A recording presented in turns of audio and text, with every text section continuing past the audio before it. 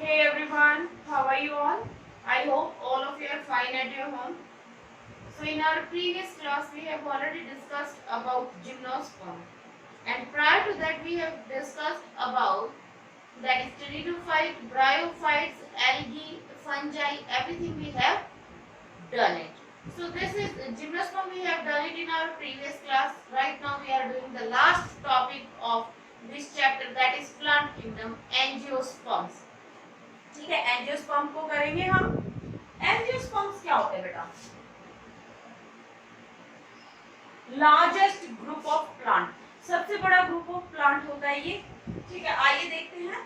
These are seed bearing plants, बेटा इनके पास सीड होता है, ठीक है, और फ्लावरिंग प्लांट्स, इनको फ्लावरिंग प्लांट्स भी बोलते हैं। इनमें ब्यूटीफुल ब्यूटीफुल फ्लावर्स हमें देखने को मिलते हैं, इनमें फ्लावर्स डेवलप हो जाते हैं, यानी कि इवोल्यूशन और ज्यादा हो जाता है, जिम्नोस्पर्म से थोड़ा सा एडवांस पढ़ते हैं। ठीक है, in angiosperm sporophylls are arranged into flowers and seeds are produced inside the fruit. बेटा ये एंजियोस्पर्म होते हैं ना, इसमें क्या होता है, द स्पोरोफिल्स, जो स्पोर बियरिंग स्ट्रक्चर्स होते हैं ना, वो फ्लावर्स के रूप में तब्दील हो जाते हैं। जो सेक्स कैरेक्टर्स होते हैं, ठीक है, मेल सेक्स ऑर्गन और जो फीमेल सेक्स ऑर्गन होते हैं, वो फ्लावर के अंदर फ्लावर के रूप में इवॉल्व हो जाते हैं। Seeds are produced inside the fruit, fruit के अंदर सीड प्रोड्यूस होता है। ओके,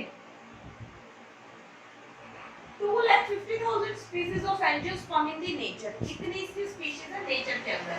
अब देख लेते हैं बेटा हैबिटेट, हैबिटेट इसका वेरी करता है, ठीक है, हैबिटेट वेरी करता है। They are found in wide range of habitats, मतलब हर तरह के हैबिटेट में ये हमें देखने को मिल जाते हैं। From the land up to the 6,000 metre, land पे भी होते हैं ये 6,000 मीटर की ऊंचाई पर, हिमालयाज में, इन हिमालयाज एंड एंटार्क्टिका, हिमालयाज और एंटार्क्टिका में भी हमें ये वाले प्लांट देखने को मिलते हैं। कौन से वाले प्लांट बेटा? एंजियोस्पर्म्स। एंड टुंड्रा, टुंड्रा में भी हमें देखने को मिलते हैं। Dry hot desert to cold desert, आप सब इससे फैमिलियर होंगे।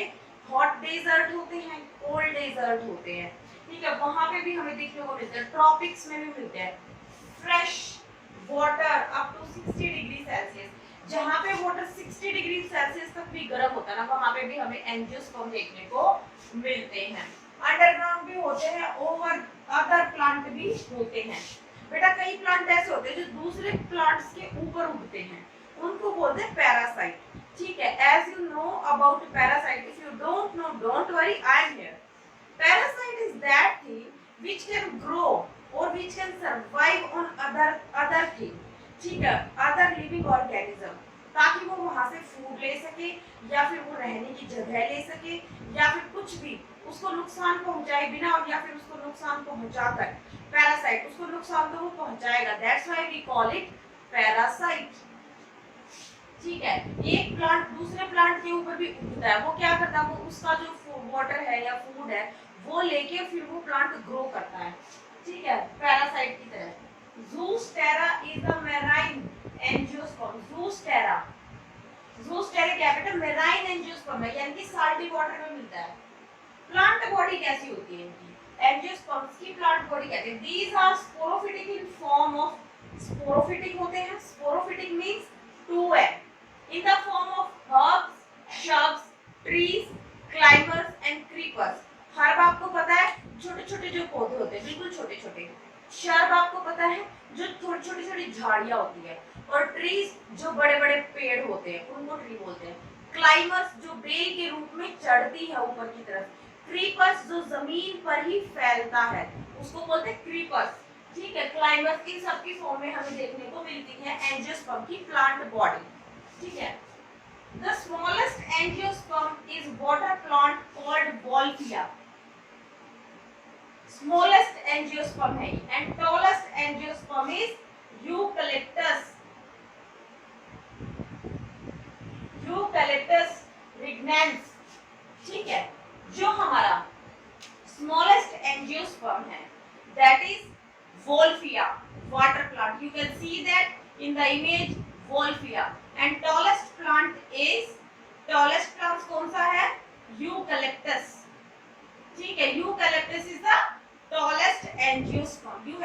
remember those things. What is the smallest angiosperm and what is the tallest angiosperm? Then comes primary root develops from the radical. Root जो प्राइमरी रूट होती है ना वो कहाँ से डेवलप होती है बेटा? रेडिकल से डेवलप होती है. These are adventitious root. Adventitious root होती है. ठीक है. Stem develops from plumule. Stem कहाँ से डेवलप होती है? प्लीम्यूल से डेवलप होती है. ठीक है. जैसे रूट निकलेगी, ये रेडिकल है, रेडिकल से ये रूट निकल गई, यहाँ पे बना देते हैं, ये रूट आ गई, इसको प्राइमरी रूट बोलते हैं. और इसके बाद जो निकलती है ये सेकेंडरी रूट होती है. सॉरी बेटा, ये सेकेंडरी रूट्स होती है. एडवांटेजियस रूट क्या होती है कि ये प्लीम्यूल सॉरी रेडिकल है, यहाँ से ही ये ऐसे निकलना स्टार्ट हो जाएगी. ठीक है, इनको बोलते हैं प्राइमरी रूट्स. एडवांटेजियस होती है ये. लीव्स, लीव्स कहते हैं simple and compound leaves are there. They bear axillary bud. जो लीव्स के एक्सिल में से बड होती है वो निकलती है, एक्सिलरी बड को वो प्रोड्यूस करती हैं. Which can grows into stem branches, जो आगे जाकर स्टेम की ब्रांचेस के रूप में ग्रो करेगी. वेस्कुलर टिश्यू, वेस्कुलर टिश्यू कैसा होता है? ऐसे जैसे जैसे हम एंजियोस्पर्म में आए हैं, vascular tissue is well developed. Gymnosperm में भी वेल डेवलप्ड था. Xylem is there, phylum is there, phloem is there. ठीक है, xylem is for the water transport and phloem is for the food material and mineral transport. ठीक है, they have vessels in xylem. Xylem में क्या होती है? Vessels होते हैं बड़े बड़े जो वाटर कंडक्शन में हेल्प करती हैं. वो होते हैं phloem contain sieve tube cells and companion cells. जो फ्लोएम होता है उसमें क्या होते हैं? Sieve tube cells and companion cells. And xylem में क्या होते हैं? वेसल्स. ठीक है. फ्लावर, फ्लावर कैसा होता है बेटा?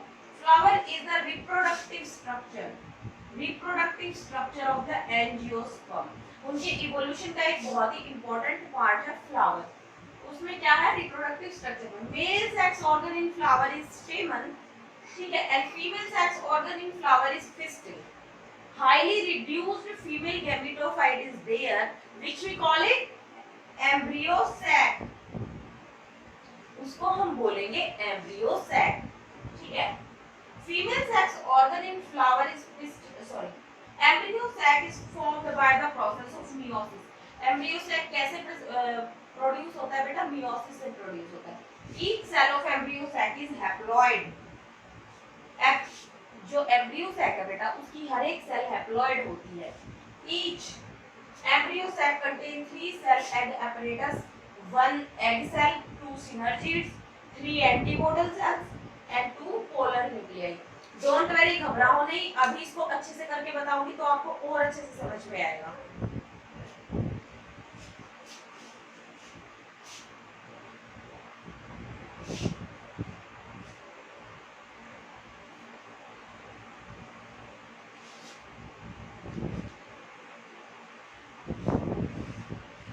आई होप आपको यहाँ तक का तो समझ में आ गया होगा. एंजियोस्पर्म का जो रिप्रोडक्टिव स्ट्रक्चर होता है दैट इज फ्लावर. अब फ्लावर कैसा होता है? सबसे पहले हम बनाएंगे थैलेमस. बेस प्रोवाइड कराएंगे जहाँ पे सारी चीजें अटैच होती है फ्लावर की. ठीक है. अब हम बनाते हैं फ्लावर. ये क्या है? इसकी ब्यूटीफुल सी पेटल्स, पेटल्स होती है. ठीक है. बीच में क्या बेटा? ये pistil.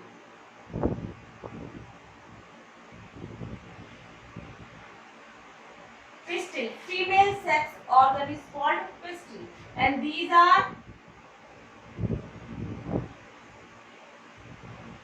stamens. These are stamens.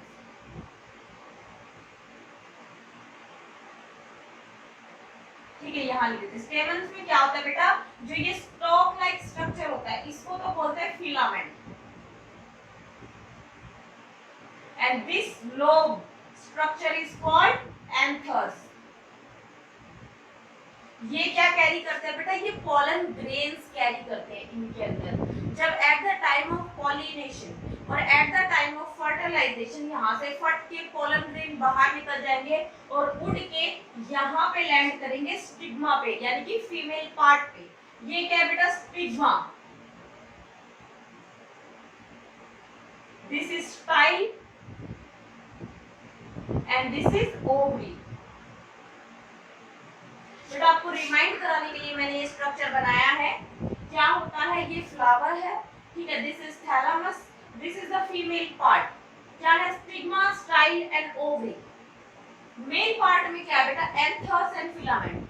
Anthers में क्या होते हैं, pollen grains. Eight the time of pollination pollen grains उड़कर यहाँ पर, ये पोलन ग्रेन्स है, उड़कर यहाँ पे लैंड करेंगे, ठीक है। और फीमेल के अंदर होता है फीमेल गैमीटोफाइट। फीमेल गैमीटोफाइट जिसको हम बोल रहे हैं एम्ब्रियो सैक। एम्ब्रियो सैक कैसा होता है उसके बारे में हमने बहुत कुछ पढ़ा था, उसको भी एक बार देख लेते हैं।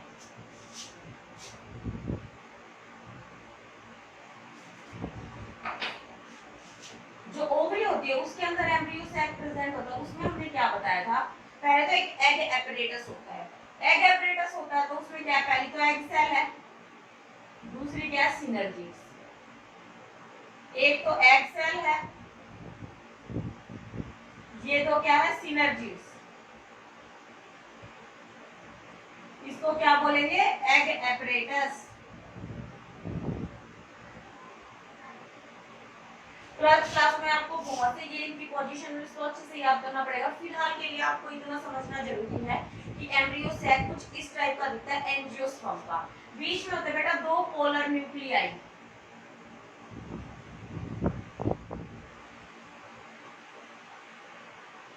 पोलर न्यूक्लियाई,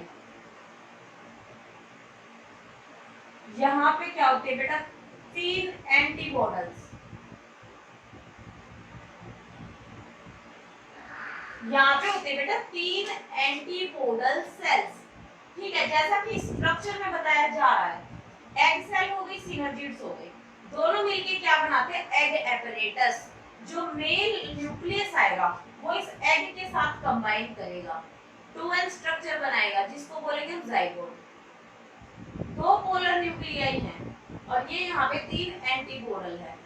ये दोनों दो न्यूक्लियस एंटर करेंगे मेल के, जो दूसरा न्यूक्लियस आएगा वो इसके साथ कंबाइन करेगा तो ये 3n बन जाएगा, ठीक है। ये क्या बनाएगा आगे चल के, ये एंडोस्पर्म बनाएगा।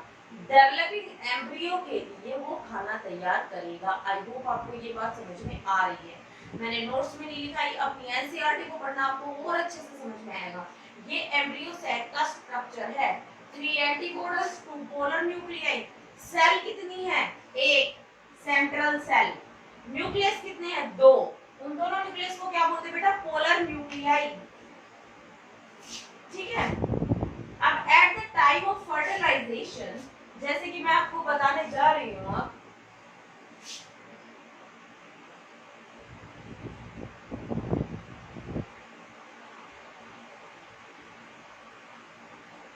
यहाँ पे हमारा एम्ब्रियो सैक है, this is egg cell, these are synergids, 2 polar nuclei and 3 antipodals. अब यहाँ पे जब पॉलिनेशन होगा बेटे, पॉलिनेशन क्या होता है, transfer of pollen grains from stigma, from stamens to stigma. Stigma के ऊपर आके लैंड होना, यहाँ पे ये लैंड हो जाएंगे, ठीक है। ये क्या है, पोलन ग्रेन्स, ये लैंड हो गए कहाँ पे, स्टिग्मा पे। स्टिग्मा पे लैंड हो गए तो यहाँ पे कुछ केमिकल रिएक्शंस होंगे। जो ये पोलन ग्रेन है ना, ये इसकी शुगर को एब्जॉर्ब कर लेते हैं और क्या करते हैं, पोलन ट्यूब जनरेट करते हैं। पोलन ट्यूब कैसे जनरेट करते हैं बेटा, इस तरह से, यहाँ से पोलन ट्यूब आएगी, इसमें 2 न्यूक्लियस होते हैं, 2 मेल न्यूक्लियस होते हैं, ठीक है। ये आपको दिख रहा है। अब जो 2 मेल न्यूक्लियस आएंगे, फर्स्ट वन इज,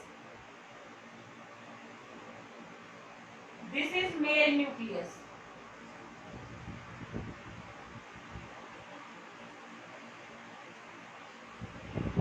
किसके साथ कंबाइन करेगा, एग सेल के साथ, तो एक कॉमन स्ट्रक्चर बना देगा।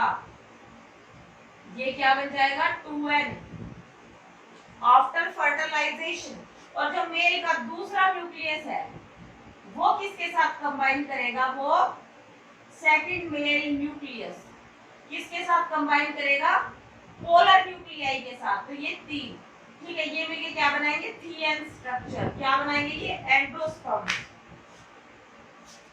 ये तीनों मिलके क्या स्ट्रक्चर बनाएंगे 3n स्ट्रक्चर बनाएंगे, जो क्या बनाएगा आगे चल के एंडोस्पर्म। बेटा जो ये वाली फर्टिलाइजेशन है ना, 2 मेल न्यूक्लियस थे, ये एक ने एग के साथ कंबाइन किया, एक ने पोलर न्यूक्लियाई के साथ कंबाइन किया। This process is called double fertilization, double fertilisation.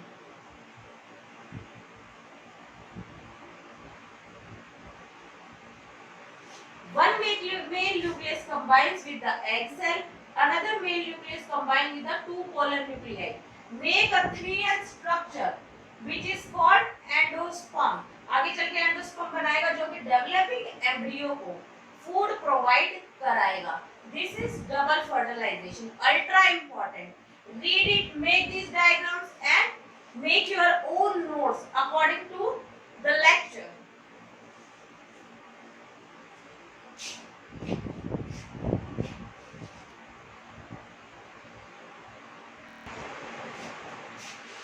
Now comes angiosperms are classified into 2 classes, monocotyledons and dicotyledons। इनको सिंपली हम बोल देते हैं dicots and monocots. What are these बेटा? जो मोनोकोट्स होते हैं, seeds have only one cotyledon, एक cotyledon प्रेजेंट होता है जो seeds होते हैं उस पे, ठीक है, और जो 2 cotyledon है उसमें क्या है सीड, 2 कोटिलेडन प्रेजेंट होता है सीड के ऊपर, इसीलिए उसको बोलते हैं डाइकोटिलेडन, ठीक है। These are 2 classes of this angiosperm. Economic importance of angiosperm, as you can see इतनी बड़ी वैरायटी है, तो ऑब्वियस सी बात है इसकी जो यूजेस हैं वो भी बहुत ज्यादा होंगे। तो कुछ मैंने यहाँ पे लिखने की कोशिश की, आप इसमें और भी ऐड कर सकते हैं। क्या है बेटा, they are major source of food, fibres, spices and beverages. इसमें ही हमारे 4 पॉइंट बन रहे हैं। They are used as source, second one is they are used as fibres, fibres are used in making many things like ropes and other items, okay। Spices, spices are the Indian specialty, so we can get many kind of spices from these angiosperm and beverages also।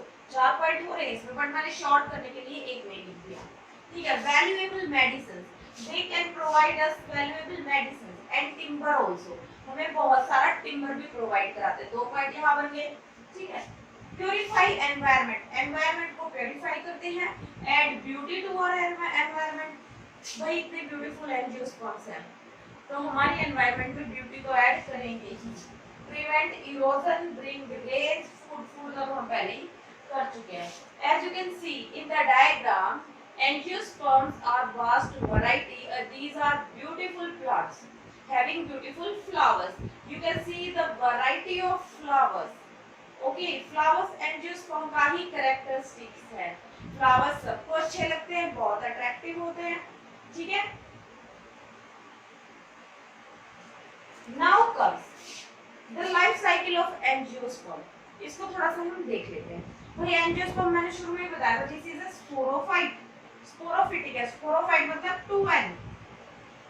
ये पौधा है, पौधे के अंदर flowers है, हमने पहले ही discuss किया था। फ्लावर के अंदर क्या होता है, stamens mail sex organ and pistil female sex organ. इसमें क्या होता है बेटा, माइक्रोस्पोरेंजियम होता है, मेगास्पोरेंजियम होता है। माइक्रोस्पोरेंजियम तो प्रोड्यूस करेगा माइक्रोस्पोर यानी कि पोलन ग्रेन्स, और जो मेगास्पोरेंजियम है ये प्रोड्यूस करेगा एग सेल। जो ये प्रोड्यूस होंगे बेटा, ये किस प्रोसेस के थ्रू होंगे, मियोसिस, यहाँ पे होगी मियोसिस। मियोसिस के बाद ये जो स्ट्रक्चर बनेंगे ये एन है, यहाँ तक सारा 2n था, ये एन स्ट्रक्चर है। ये दोनों मिलके फर्टिलाइजेशन हो जाएगी और 2n स्ट्रक्चर बनाएंगे, दैट इज जाइगोट। जाइगोट आगे डिवाइड होगा तो एम्ब्रियो बनाएगा, एम्ब्रियो भी 2n रहेगा और ये आगे जाके पूरा पौधा बना देगा। तो जो गैमेटोफिटिक फेज है वो कितना है, वो बस इतना सा है, गैमेटोफिटिक जनरेशन जहाँ पे nn आया। और फिर ये वाली है, this is sporophytic generation. This is the life cycle of angiosperm. So with this life cycle, we end this chapter here, Plant Kingdom. Stay tuned for another amazing video. So do subscribe my channel, hit that like button. Thank you so much.